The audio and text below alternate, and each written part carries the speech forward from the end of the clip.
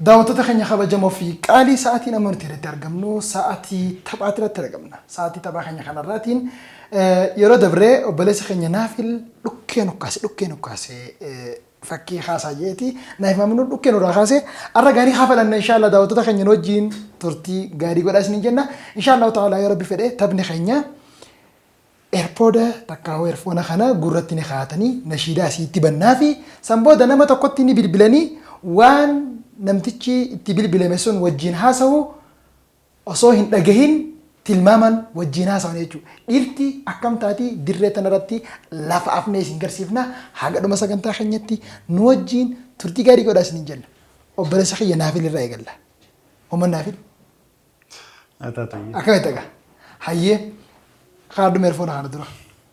Nama tokko biratti ni bilbiltaa namni itti bira bilbiltu sun hello akkuma jeeni nashiidatti si bana.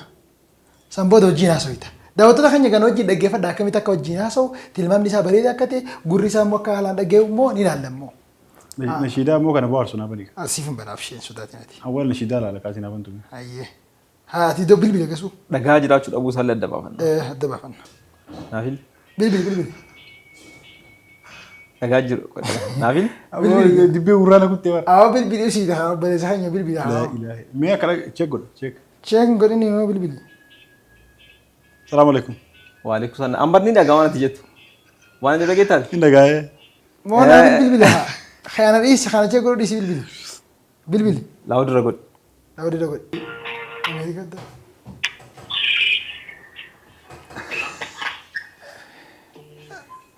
Hello. Salaamu alaikum. Akkami barifaa? Ana Naafili. Hello? Aburani. Akkam nagaami? Garam jirta? Mana jirta? Mana baate moo mana jirta? Hello?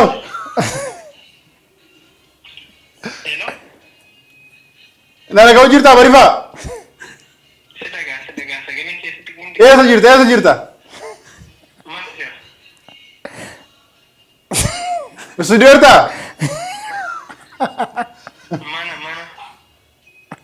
Asira kau jiru.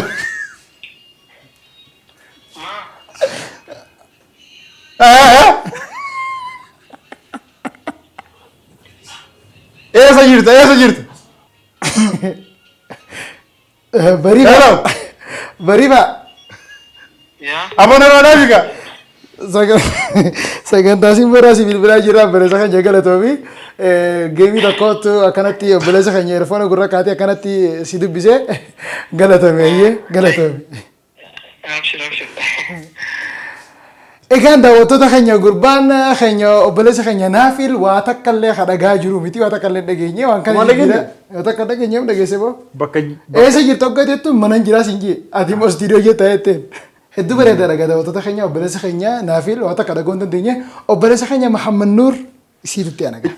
Iccitiin dubbanneemi garuu iccitiin dubbanneemi. Iccitiin qabdan. Abshir. Gaafii lammaffaa takkaahuu nama lammaffaa obboleessa keenya Muhammad Nuur eerfoona gurra kaaddu Muhammad Nuur. Voy si te oye, si yo te oye. Me ni la laga. Bilbil Muhammad Nuur. Okay.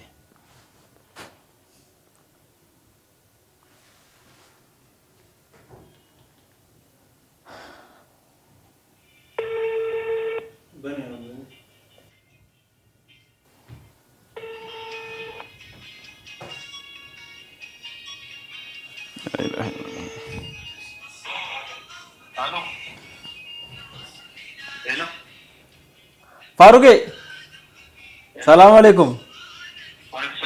Nagakam. Fayyada. Bilbilsee turte. Bilbilsee turte iddoo naan mijanne tureen. Eessa jirta? Okay.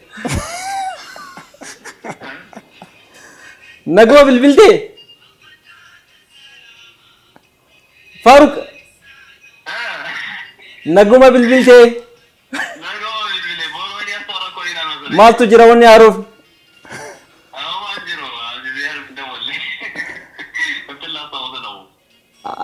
bakka sii bilbila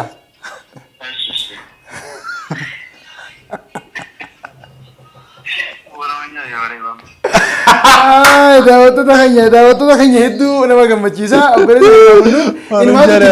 Naafiliirra isaati irra wayyaadha. Egaan daawwattoota keenya sagantaa keenya akkuma itti fuutti jira Naafilii fi Mahammad Nuur dhaggeeffatanii waan kana haasawanii waan sana haasawanii addan baafannee Mahammad Nuur xiqqisha irra wayyaadha. Mee amma marsaa itti aantugaa Naafil laallaan ballee bilbilii nama tokko biratti haadha erfoon gurratti. Aboo muuziqaan abbanuu iddaa. Ati ishee dhaggeeffa maal nu jaabu. Dawwalte.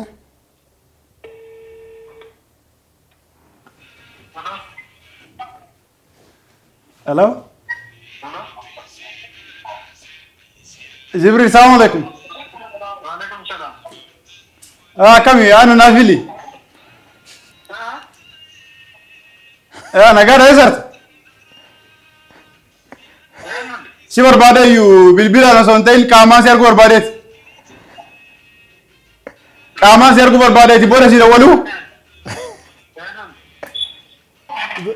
جبريل نبين أنا نافلي بر.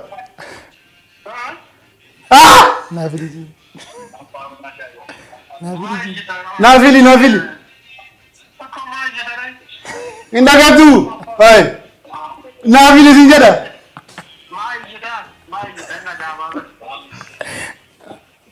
Naafili. Yes. Misalnya mesti berbadi. Lakan niatnya. Kau tu nasi apa era?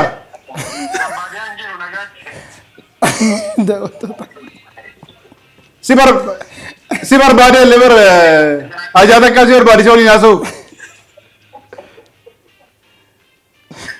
Wah, boleh jenis rakam kot? Haso.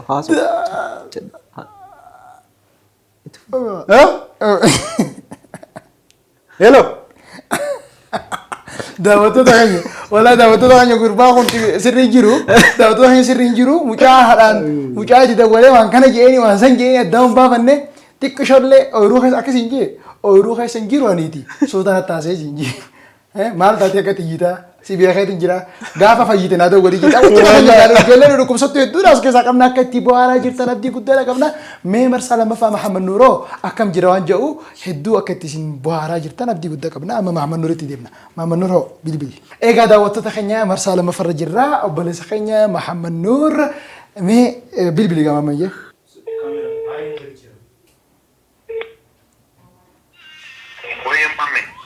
Musa Salam alaikum. Nagakam. Garam jirtan.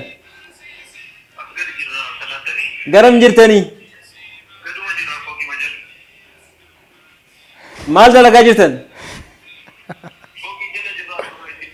Nagaamu.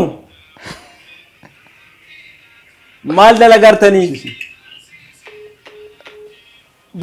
Eessa jettan? daawwattoota keenya gurbaan kun hin taane daawwattoota keenya kun gurbaan ni dhagaa akkanaaf ni dhagaa maal nu jetta booti ijoolleen tanii qofti maal jetti jaalbo Maasirra cufan.